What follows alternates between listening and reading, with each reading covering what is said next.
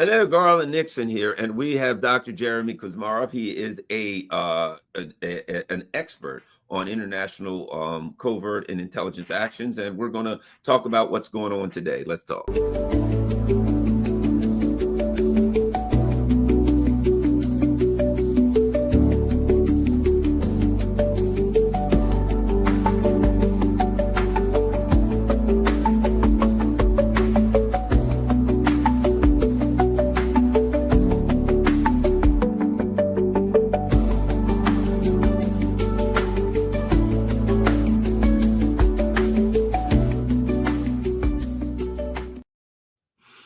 Oh, let's see.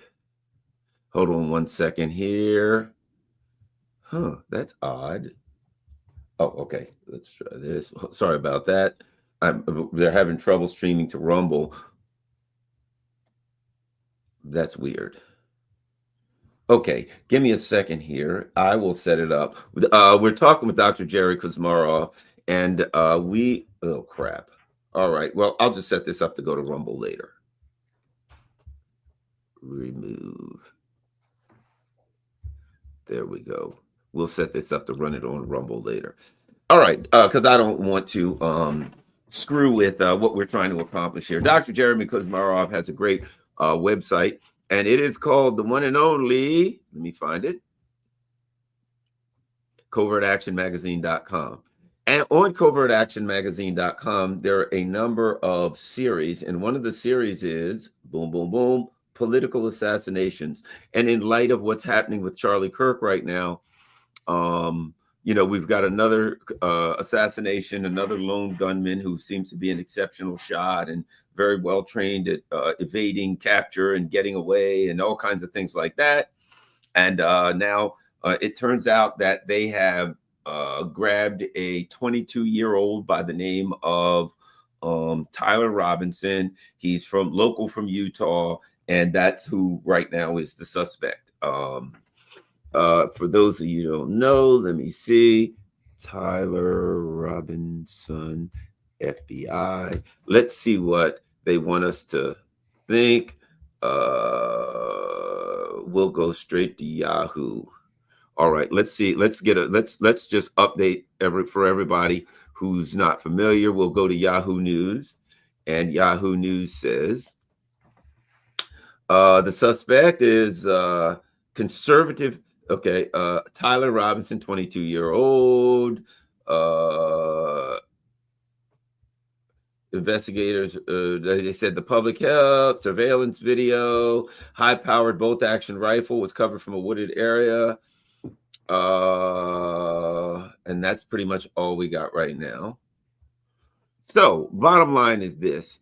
We don't know. We're very sketchy on information. Here's what we know. There is a history of political assassinations, number one, by the intelligence operations. Number two, and I was talking to a buddy of mine that says, well, what if this guy really just did it? And I said, it doesn't matter for this reason. They will find a way to use this, even if they were or were not involved. Dr. Jeremy Kuzmarov, what are your thoughts so far on what you've seen regarding this particular assassination? Well, my intuition, I haven't had a chance to look at that many details, and I guess the information we're provided is rather sketchy. But I mean, there is a pattern at play, and yeah, I mean, it looks like a professional job by a professional sniper who hit him from very far distance. That in itself indicates some kind of military training and professional job. Generally, to carry out this kind of action, it's almost impossible just for some kid to do it. It's an elaborate operation that requires a lot of the planning and financing and financial support and trained experts in that area. And we know who has that expertise.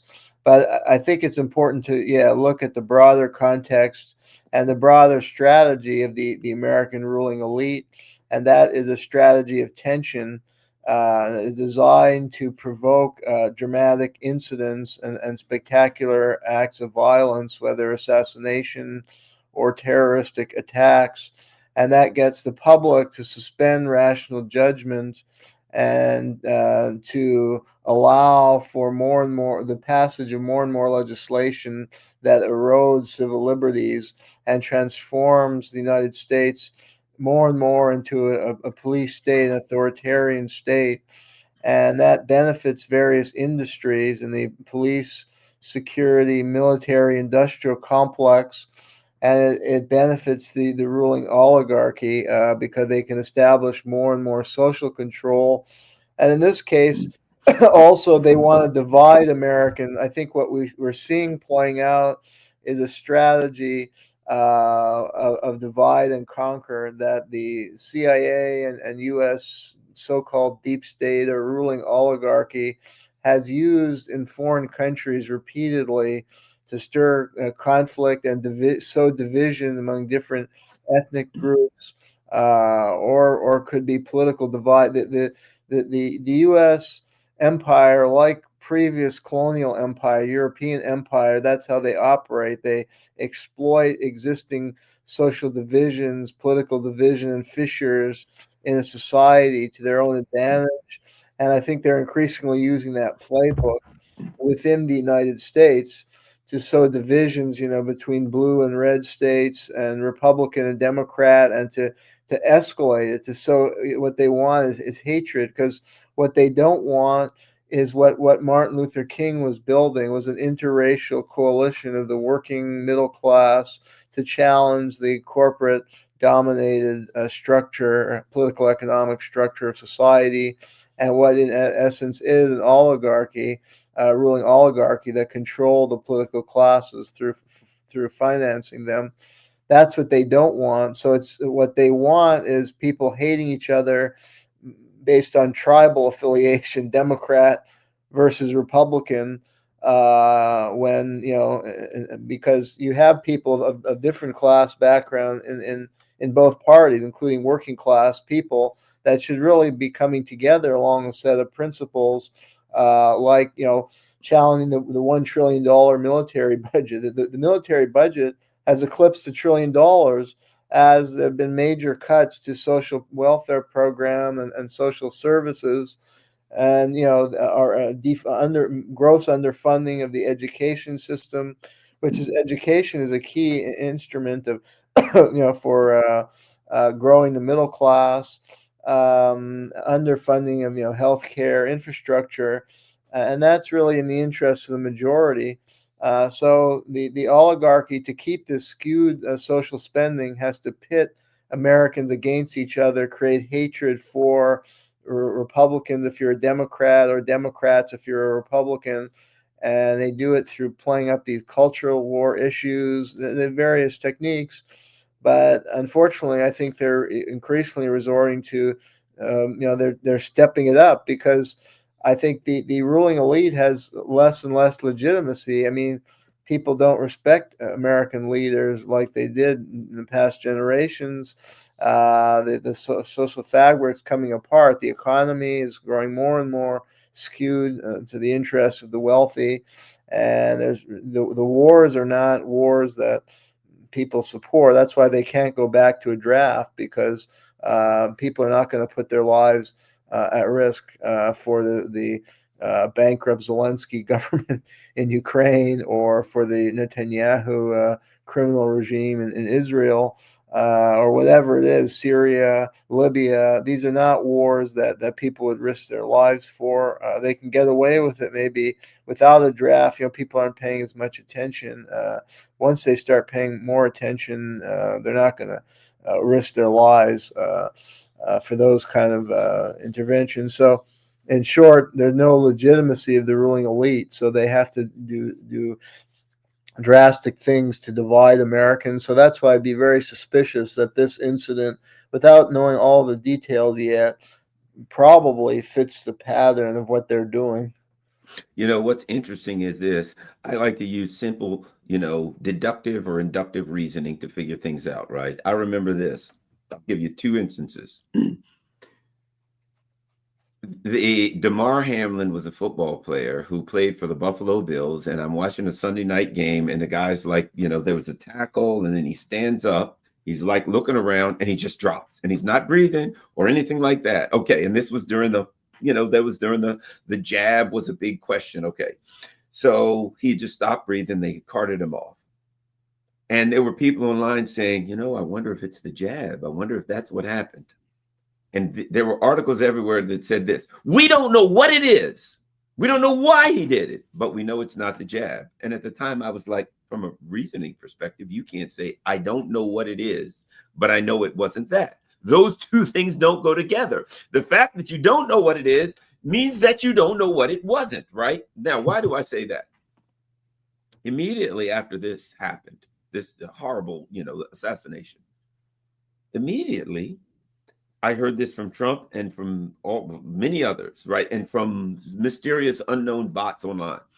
We haven't, we don't know who the killer is. We don't have, this was immediate. We don't know who it is, but the left has killed him, and we've got to crack down on the left. And I'm like, time out.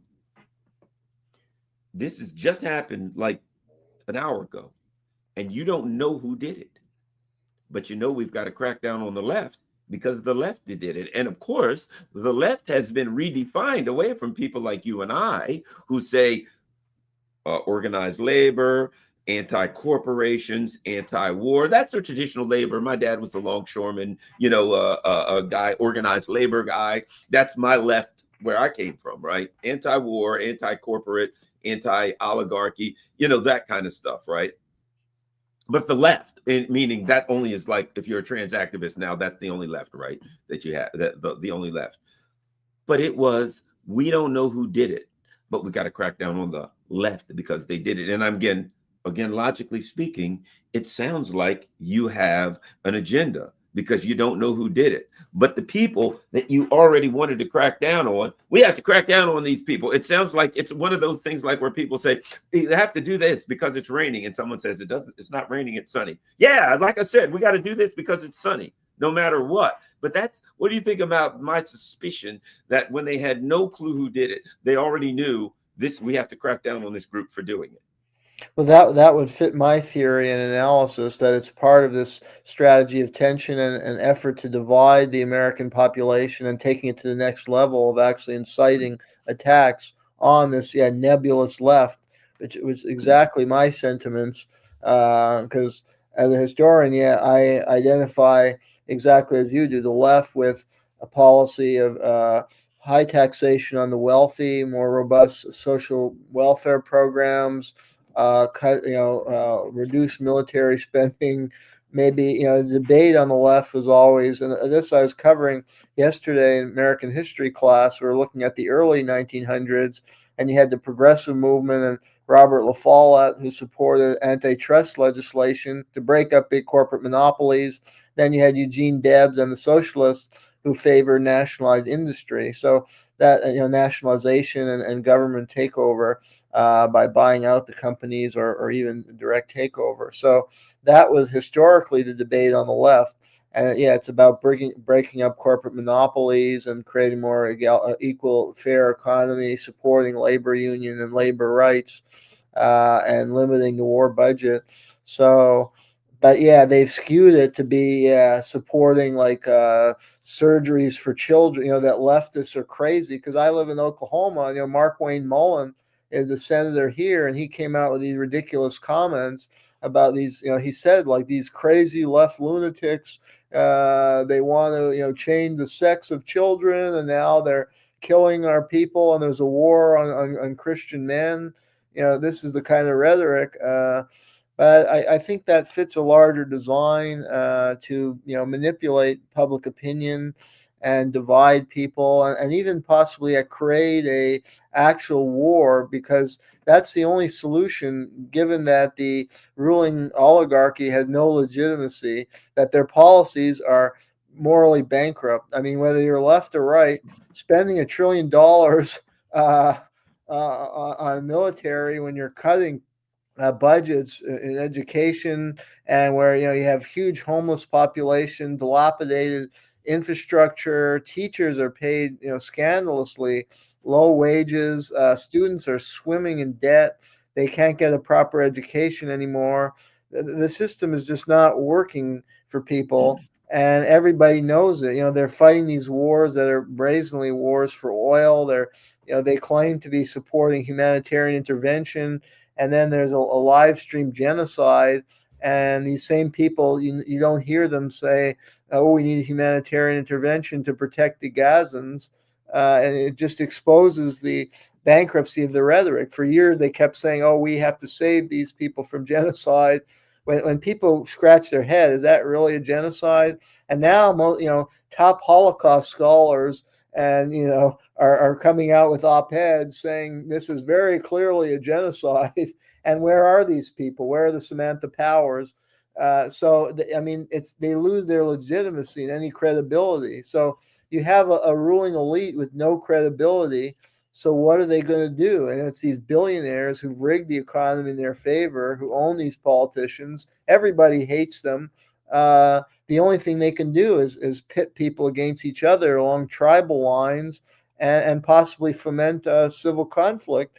It's the only way they can, and then they're continue to make money, especially the industries that they own, because that will then when there's a social crisis, they can continue to expand the military and policing agency budgets. So I think there's a larger scheme here, and it's a very nefarious one, and people should be alert to that, and not fall into the trap of the partisan divisions and hating. And unfortunately, people on the liberal side play into it too. They start, all evil stems from the MAGA, and they use dehumanized rhetoric. Like, I hear friends of mine, and I often I agree with them on a lot of the issues, and they're generally people I like or respect, but they start using rhetoric like these MAGA scum and these MAGA maggots. Yes.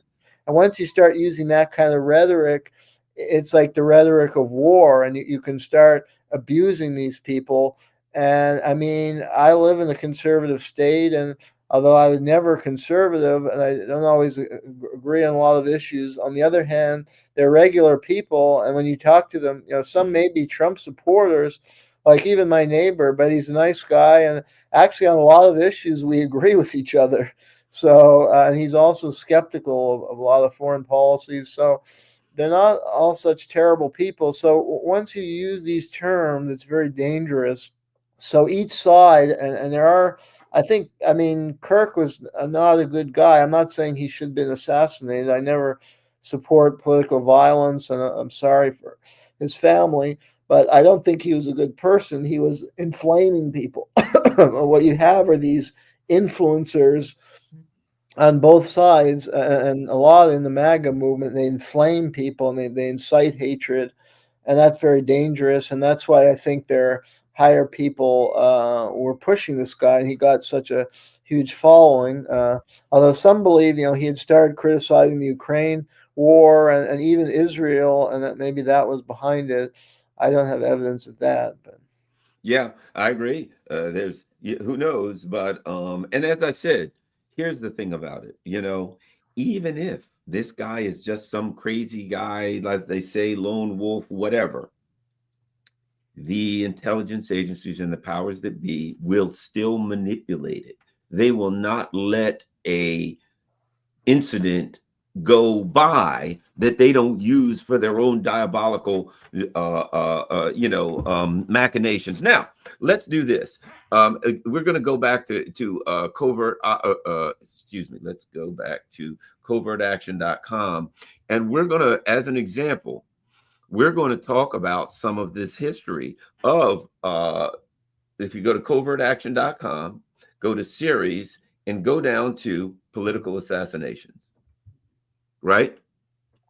We're going to talk about this history of some of the political assassinations, that were done historically by governments, by FBI. Right off the bat, when I heard the FBI is doing an investigation, right? My immediate response is, why the hell would I trust the FBI?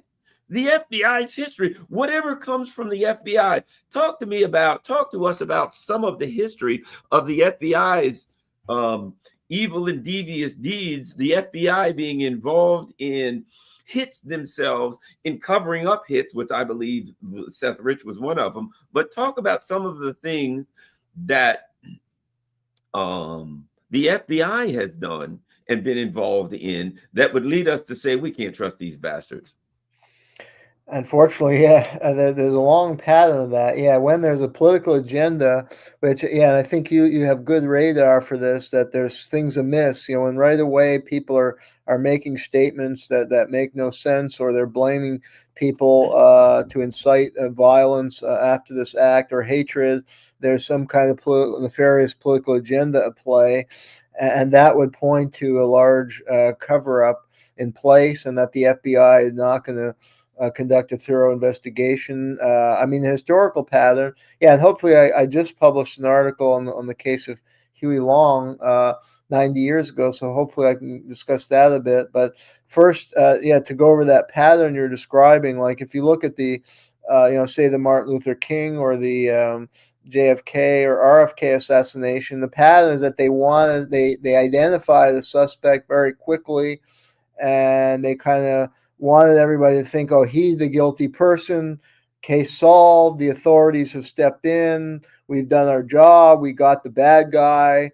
And they kind of shut out any other inquiries right away. And really, as time went on and people investigated this, it was clear that those people they fingered were patsies.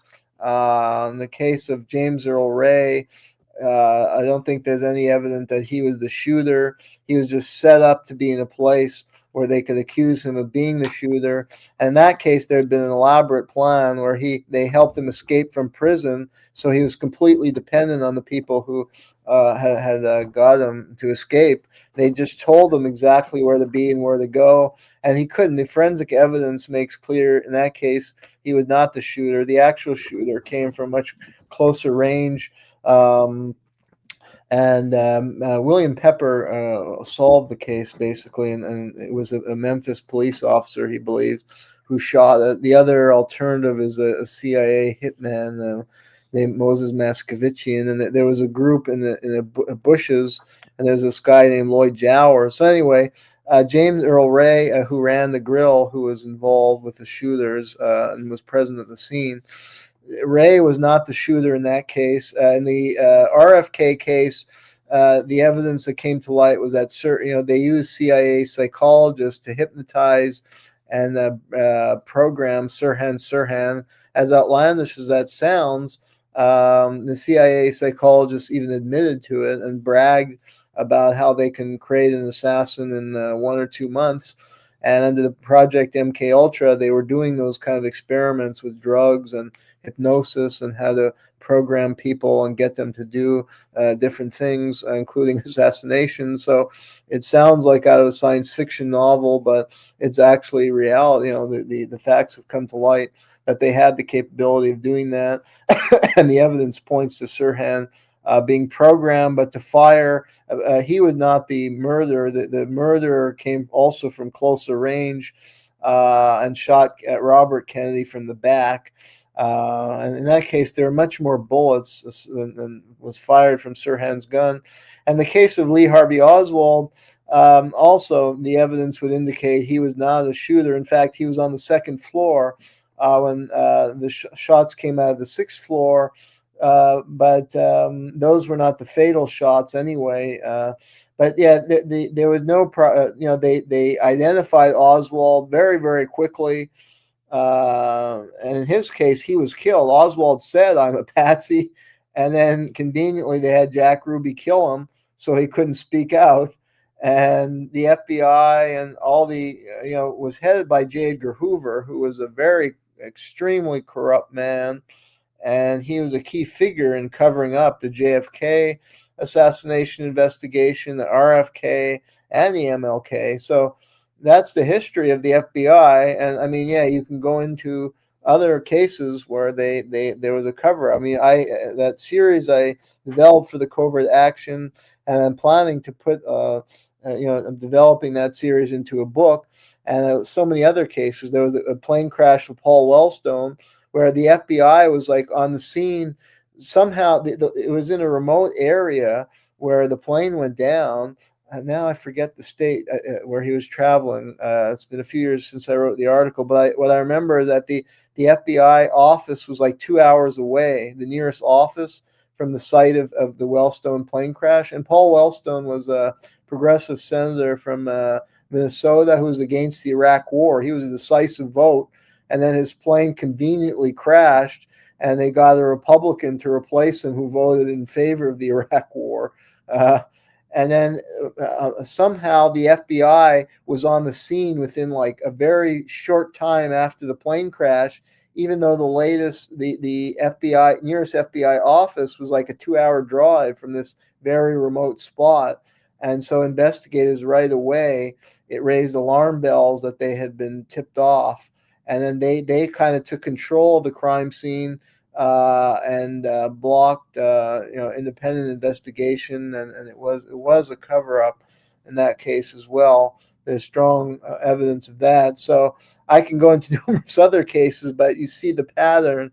Unfortunately, the FBI can't be trusted if these are political acts, not the act of a lone gunman, as they say, a lone crazed lunatic who can't pull this stuff off at this level. And it should unfortunately erode trust in the FBI, especially given there's never a reckoning for all the corruption in the FBI in the past. No leaders were ever held accountable. When there's no accountability, the corruption just metastasizes.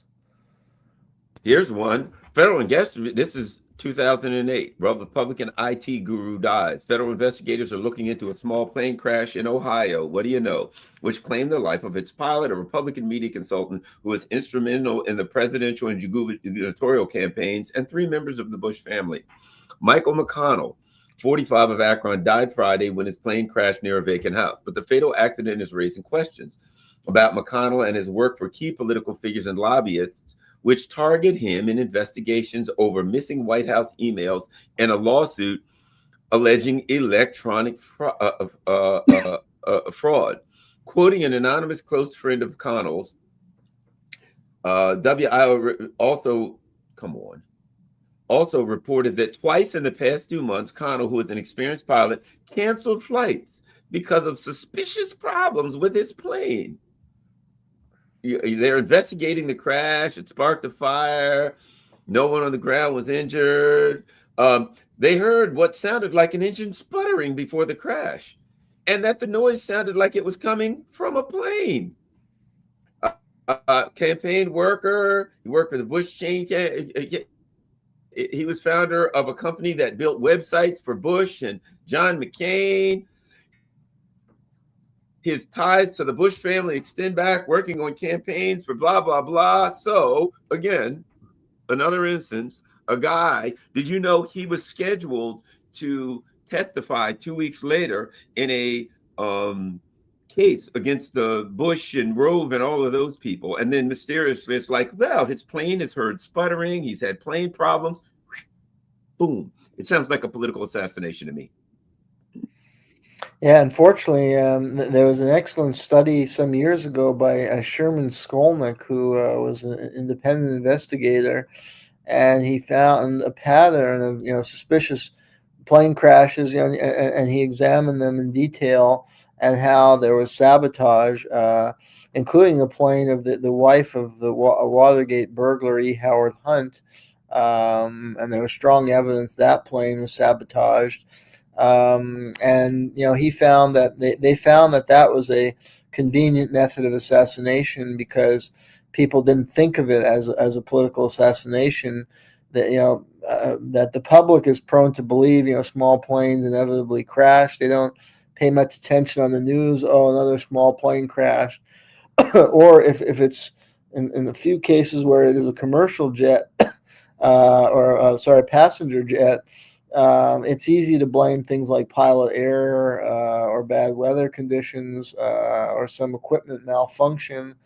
So that actually, unfortunately, is a favorite method of assassination, and the FBI is often covering it up. And there's the JFK Jr. I was looking into the JFK Jr. plane crash in 2000. JFK Jr., I think we discussed this on this program. He was planning Yeah. to run for senator against Hillary Clinton or governor, and that was going to be a stepping stone to the presidency.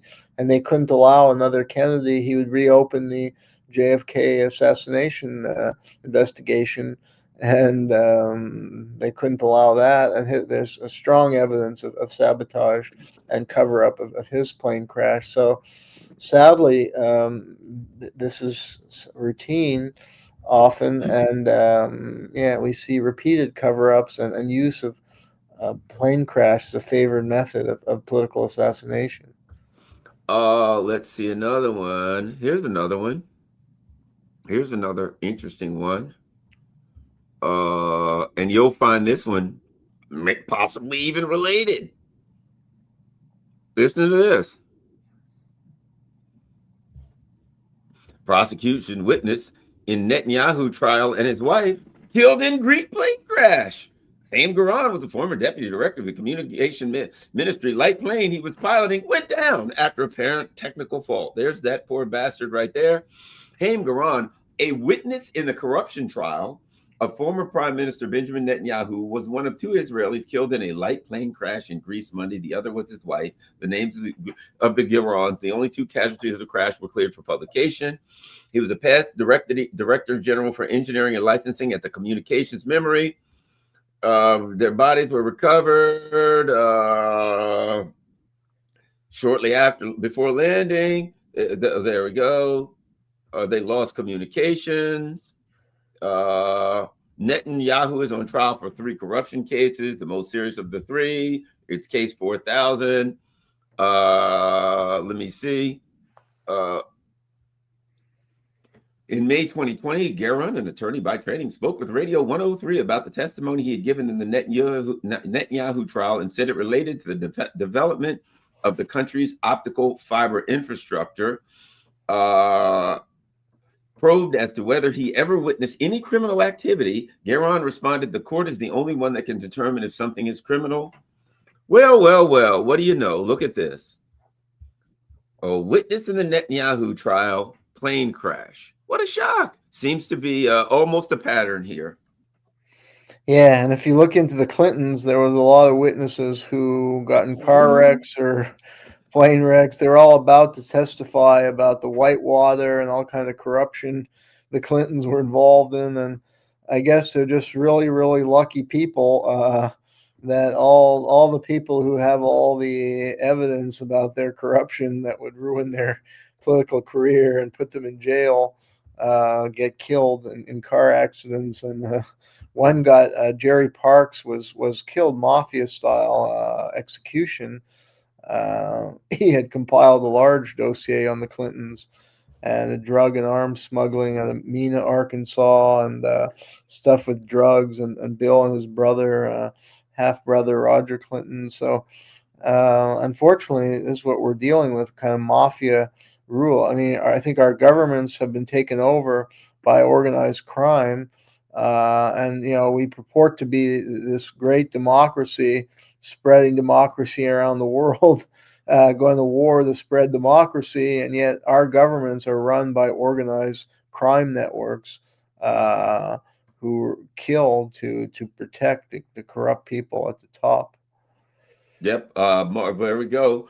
Arkansas cops ruled suicide and death of Clinton aide linked to Jeffrey Epstein, who was found shot and tied to a tree with an electrical cord around his neck, despite no sign of a weapon. Boy, that's really tough to commit a suicide. And this guy was shot with a shotgun and tied to a tree. Yeah. And apparently there was no weapon around, but he committed suicide. Another one of the Clinton guys I'm going to tell you something for sure. These people are really good at suicide. I mean, the fact that you can shoot yourself without a weapon present and hang yourself and tie yourself to trees with electrical cord. So what we're saying here is this. I think there is a long pattern of A, political assassinations that are B, the media, oddly and strangely, the media has no real curiosity about what happened. The story just disappears. There's no investigative journalists from the Washington Post or some or New York Times. None of them are interested in looking into these, but yet we're just always told it was either a lone gun. It's either a lone wolf shooter or suicide. Yeah, and it's conveniently all these witnesses to major crimes and atrocities by government leaders are the ones who uh, are victimized. Now, one And of oh yeah, but let's hit this article, another article that you wrote against this history. There's a long history of suicide.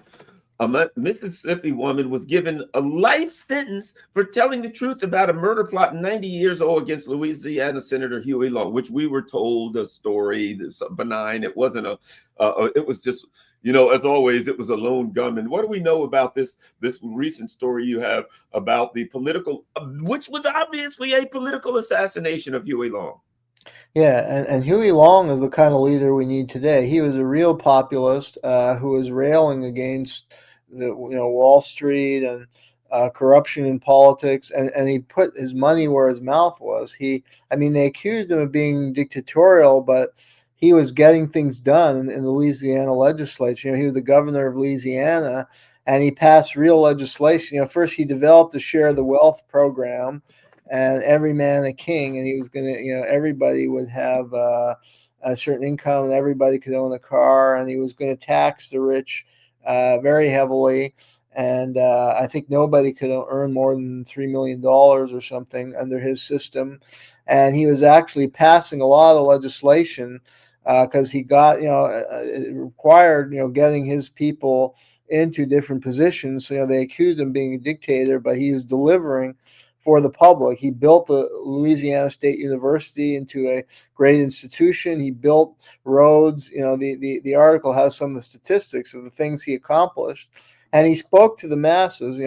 He would give speeches in rural areas, and he had the twang, and he could relate to the people. But they knew he was genuine. We rarely see that among a politician today, that this guy, put himself on the line to actually do what he said, and to really fight against the vested power that be, including, Standard Oil in Louisiana was very dominant, and he passed legislation that went against, Standard Oil. So the elites went after him, and he became a senator. He was very popular. He's still beloved in the state of Louisiana, and there's a lot named after him if you go there. And he was planning to challenge Roosevelt from the left. See, that's the real left. We were discussing at the beginning, not this kind of mythic left they create about supporting, sex surgeries among children. And that's what they want you to think of as the left now. Not these kind of real populist economic program to redistribute wealth and create better living standards for working people. And so he was going to challenge Roosevelt from the left in the 1936 Democratic Party primary. And he had that big personality. He had a Trump type personality, but he was using it for good. So he was really a threat. I mean, he would probably unseat Roosevelt, or had a good chance to, because Roosevelt was popular, but he had a good chance of even unseating him, and continuing to achieve more and more in his political career. So the power elite struck back against him, and there's evidence of elaborate plot. He was assassinated because he was a senator, and there was a special session of the legislature one night, 90 years ago, and he was helping to pass legislation and meeting with the governor, and then he was shot allegedly by a disgruntled doctor whose family had been impacted by redistricting, and his father and uncle were adversaries of Long. But the evidence, well, this Mississippi woman, you see, her nephew wrote a book, and he wrote it as a historical novel. So there may be some fictionalized aspects, but it's based on the reality of her story as he's telling it. That she uncovered a much wider plot in which the doctor Carl Weiss may have been involved, but he was more like kind of patsy. because the evidence indicate that the actual shooter of Long was not the doctor, that they planted a gun after. And actually, again, to its credit, Unsolved Mysteries did a segment on this that was very, very good. That's why that was really an exceptional show with a brilliant host, Robert Stack. And they showed, yeah, they planted the gun after. The bullets were not the gun, Weiss's gun. He had a certain gun, and they found that the bullets could not have come from his gun, that a gun was planted on him after to make him look like the shooter, and that the real shooter was Long's bodyguards. And then they made like, oh, it was a mistake. Long, they tried to claim that Weiss had shot. Some who admitted the bodyguards shot said, oh, Weiss shot, and they tried to shoot Weiss, and they mistakenly hit Long. But that was a cover story to cover up the assassination. And one of the bodyguards had worked for Al Capone and also had worked for the FBI. And he is the primary suspect, a guy, Murray Roden. And I think he was committed to a mental facility. And like people, people who were there said they saw him muttering over and over again, I killed my best friend, I killed my best friend, or something. But this woman, yeah, she uncovered a plot where the business elite had gathered, and there's evidence somebody in the Long camp had taken videos of a gathering at a fancy hotel in New Orleans where they had discussed assassination, and they picked straws as to who would carry out the act, and a lot of money was passed around, and it was really a plot of the business elite. And this doctor may have been a participant, but they kind of set him up to be the fall guy, when ultimately it were these bodyguards who did it, but they were paid by the business elite in New Orleans. And perhaps there was national, because Long was a threat to take out Roosevelt in the 1936 election, the primary win, and to adopt a more left-wing platform than Roosevelt. It's possible some Wall Street money was involved, but there was an elaborate cover-up. The people, there was no real investigation, and the people were not, in the police had this code that they couldn't talk about it. And the article goes into the cover-up and how this Mississippi woman who uncovered the plot was sent to a mental asylum / prison for 45 years to silence her. And it was a very sad fate for her, who was, and she had tried to alert the police once she got wind of the plot, and they wouldn't listen to her. And then they went after her and had her committed. And unfortunately, her life was hell. So we see how whistleblowers can be easily silenced. And, it relates even to more recent cases where they may be murdered. Witnesses or whistleblowers could be murdered or silenced in different ways, or accused of being mentally ill. The same thing happened actually in the King assassination. There was a woman who was at the rooming house and had evidence that indicated Ray was set up, and they had her committed to a mental hospital to discredit her as a witness. So unfortunately, and those are techniques, they used in the Soviet Union to silence dissidents. They would claim they were mentally ill and have them confined to asylums, which were more like prisons. So unfortunately, we see totalitarian features in American life that go back a long time, and it's very unfortunate.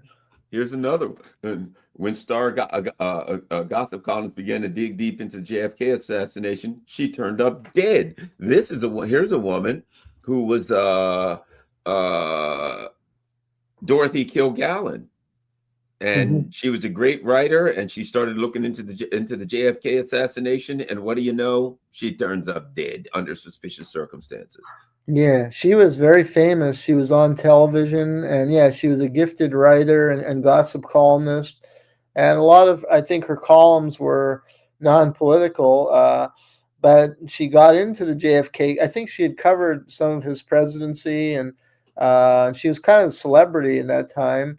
And yeah, I think she had an exclusive interview with Jack Ruby, Uh-oh. and Ruby told her some stuff. and she was reporting that, and she was writing a book about it, and she was getting some of the inside scoop on the JFK assassination. And yeah, sadly, she was murdered, and evidence over time came out that the murderer was connected, surprise, surprise, to the CIA. There was a guy, and he basically cryptically admitted, I think he's passed away, but he wrote a poem that he actually published on his own website, like 30, this was in 1964, I guess like 40 years later or something. He published a poem that was basically self-incriminating. And then there's this woman recently published a book that researched, did a lot of research over many years, her and her father. She worked for a local Midwest newspaper, and they found strong connection of this guy to the CIA going back to the Guatemalan coup of 54, that the guy implicated as the top suspect in her murder was involved in the 54 coup in Guatemala with the CIA. So Yeah, and if you look at it, the history of the intelligence agencies, um, CIA, Mossad, MI6, it seems to me that they're all connected for this reason. Why is it, James Earl Ray, he goes to Toronto, he ends up in the UK. You start seeing this international connection. How is it that the guy kills Martin Luther King and he ends up in the UK, and he's at that point heading to Africa, to like Rhodesia, which was a country that was pretty much controlled by the Brits. And you look at it and you're like, British intelligence had to be connected to that, So you see these, how about this? The guy that shot Lincoln was heading for Toronto. What's his name? Booth. yeah, Booth, and he was in Montreal, and Oh, they had, excuse me, I said Toronto. I meant yeah, Montreal. He because went to Montreal was Montreal. often and James Earl Ray was in Montreal, where was connected with this guy Raoul, who thought to be a CIA or FBI operative, he was the one to instruct him where to go in Memphis, exactly what to do. So, and I think actually James Ray, had some connection with this Dr. Ewan Cameron at McGill University, who was carrying out all these MK Ultra experiments. So there's this element of programming, you know, that's at play as well. That these, yeah, they're somebody's financing their travels. Like even in the John Lennon case, I also did an article on that, and there's some new books have come out. Like Mark David Chapman was traveling all around the world. He was supposedly, an unemployed youth, kind of misguided youth, and yet how does he have the money? He's staying in like fancy hotels, traveling all around the world. And the same with Ray, the same all these cases. I mean, it costs a lot of money to travel and stay in hotels, and this is supposedly unemployed, just an escaped prisoner. So somebody's financing him, and then he's connected with all these CIA, MK Ultra people. It gives a clear indication that he's being kind of manipulated and programmed to do certain things. So I would look at these patterns in the present day. If you want a clue as to if there's a larger plot or conspiracy, yeah. But of course, it's sometimes hard to get information. It takes sometimes a lot of years before some of that information comes to light. But Well, you can. Let me see if I can find it. What's if you and I've been bringing this up a lot lately. The so-called guy Ryan Routh, who was supposed to be a Trump assassin, right? And what's interesting is the way they word it. The government filed a request to the judge and said, we want the evidence in the Ryan Routh case to be classified so that nobody can see it. And the media says Ryan Routh can't see it. Well, wait a minute. Of course, Ryan Routh can't see it because nobody can see it. And then if you look down, Ryan Routh can't see classified info relating to his case. But when you go down, you find that the court finds that if you go down, where is it? They left it out of this. What they have is the United States has made it so that the information at issue was classified. Listen to this. The information in the Ryan Routh case, and here's what they say about it.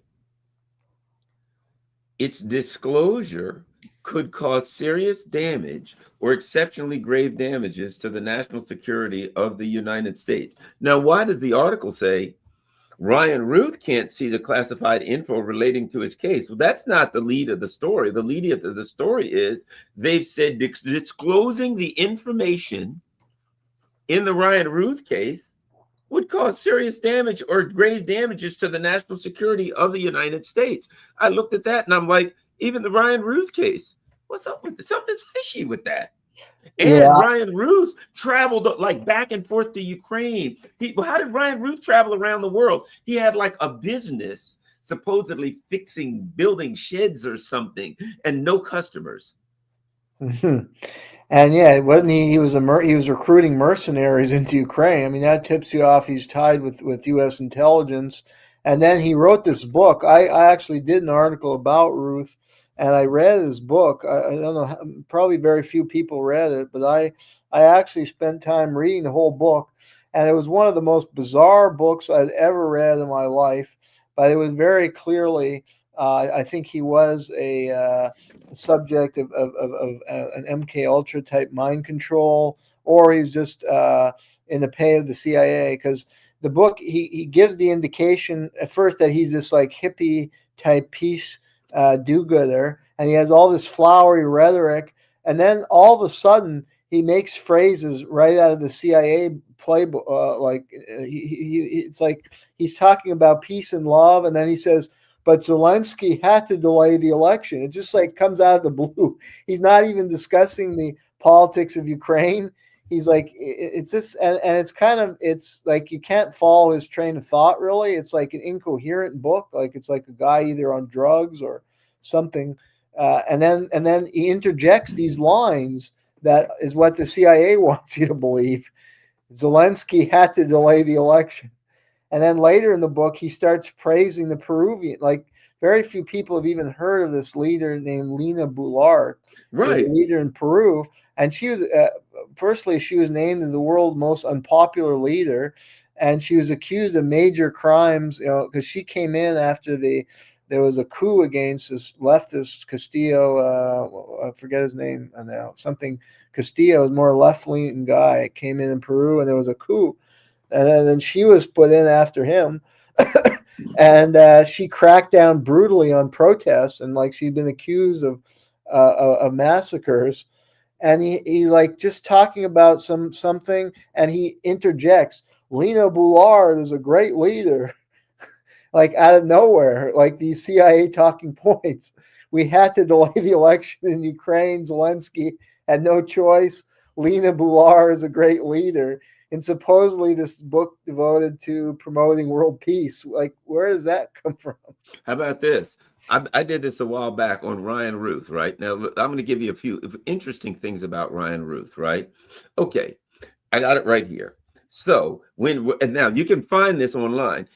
When people said, when they asked him, how do you travel all over the world? He said, and anybody can find this online, that his wife helps to fund his trips to Ukraine, right? His wife is a woman named Kathleen Schaefer.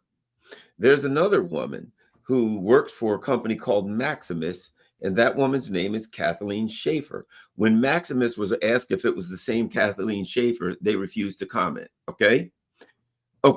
According to its LinkedIn profile, Maximus Corporation is headquartered at 1600 Tysons Boulevard, McLean, Virginia. 6 miles to the northwest of Maximus headquarters lies Langley, Virginia. That's his wife, Kathleen Schaefer. There is a woman named Kathleen Schaefer who works for Maximus, and Maximus refuses to say, oh, that's her, that's not her, right? And when you start looking at Maximus, I looked at it. I went through their people. So their chief legal officer is a guy named John Martinez. When you look at prior to his position at Raytheon, he came from Raytheon. He was also the deputy general counsel for the National Director of National Intelligence.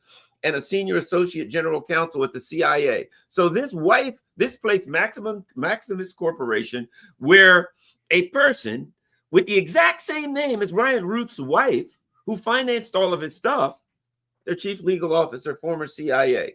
How about this? Chief technology officer. He worked at Improbable Defense, a UK-based defense unit. How about their senior vice president? She worked with Honeywell, BAE, and Northrop Grumman. How about their CFO? He worked at a company called CSRA. What's a CSRA Inc? Provides information technology to U.S. government clients in national security. Included the Department of Defense, Homeland Security, U.S. Army, Air Force. And the other company, their human resources officer, right? Before joining Maximus, she was executive vice president at ADS Incorporating, a leading solutions provider for all branches of U.S. military.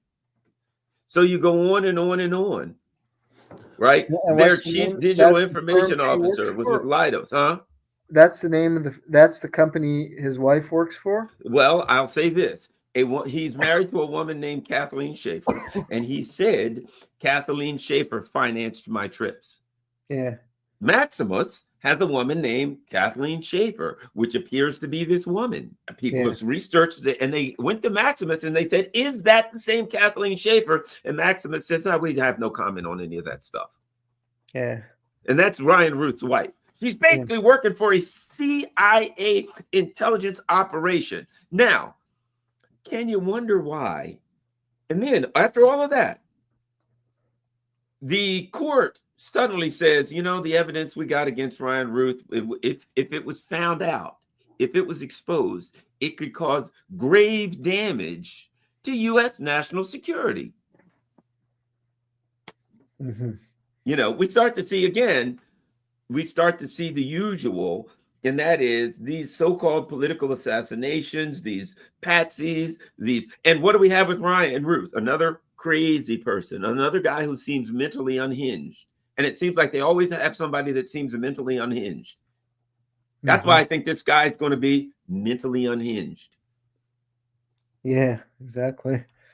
Well, and that's what they want to make the public to believe. It's just these deranged lone individuals, and that there's not a wider strategy. You know, it gets back to the point of making at the beginning. They're just kind of toying with the public, manipulating things, and they use people to achieve their ends, which is the strategy of tension. Yeah, to keep the public in a constant state of fear and bewilderment, and to turn people against each other. And that allows them to ratchet up the police state and to enhance the social control. And that's a strategy for staying in power, because otherwise they have no credibility. Their policies are morally, ethically, and practically bankrupt. Well, I remember this, and I was warning. Biden was saying, the MAGA people, MAGA's a danger. MAGA wants to disrupt our country. And then he started saying remember, they started talking about domestic terrorism. We've got to crack down on domestic terrorism. And I'm like, that don't sound good. Now you've got the Trump people in saying, the left, these lefties, they've got to be stopped. We got to crack down on them. And I'm like, to the Democrats, I'm like, guys, be wary. You got a president saying we got to crack down on the people. To the conservatives, I'll say, what do you got? What do you know? We got to crack down on the people. The ruling elite always, no matter what happens, it's always an excuse to crack down on the people. Mm-hmm. Yeah, you're absolutely right about that. And again, I think that by design, you know, Trump and Biden, I mean, they're funded by the billionaire classes, and that's what they want. And that's why I think Trump is a valuable tool for the ruling oligarchy, because he's such an inflammatory figure, and he divides the population, and that's exactly what they want. And he incites hatred, or this passionate devotion to him, cult-like devotion that is itself very dangerous. And then he can tell his follower, yeah, go after these left-wing scum, and they'll do it. So it's a very, very volatile political climate now. I think worse than we've seen in a long, long time, because I think the ruling elite is losing its grip, and because the social conditions are deteriorating. The American dream is out of reach for so many people now, and there's less and less legitimacy of the ruling class. So I think they're stepping up their game, so to speak, and it's going to be ugly to watch. I'll end by saying this once again. Don't forget, Dr. Jeremy Kuzmarov has a great website. It's called Covert Action Magazine. Look at this. The People's Conference for Palestine, the paradox of the World Trade Center 7 in the 9/11 narrative. We look at that. All kind of stuff. The 2020 Venezuela coup. They're up to that again. They want to steal the oil. I mean, we could go on and on. How to navigate the Eastern Economic Forum in Vladivostok. Great information there. There's a lot of stuff going on here that you can see. And as also you go over to series 9/11, there's lots of stuff on that. Biden, Israel, Gaza war, political assassinations, war in Ukraine. So they got a lot of good stuff there at covertactionmagazine.com. That's a tremendous site. Go over there and you can, download stuff. You can subscribe and all of that kind of stuff. It's one of my favorite websites. Thanks a lot, everybody. And as I always say, share this on all your social media platforms if you can afford it. Buymeacoffee.com, Cash App, whatever the case. There's my P.O. box. If you can afford it, Patreon is another option. Please help support the channel. Even if you can't, make sure you share this on all your social media platforms. Thanks a lot. We're out.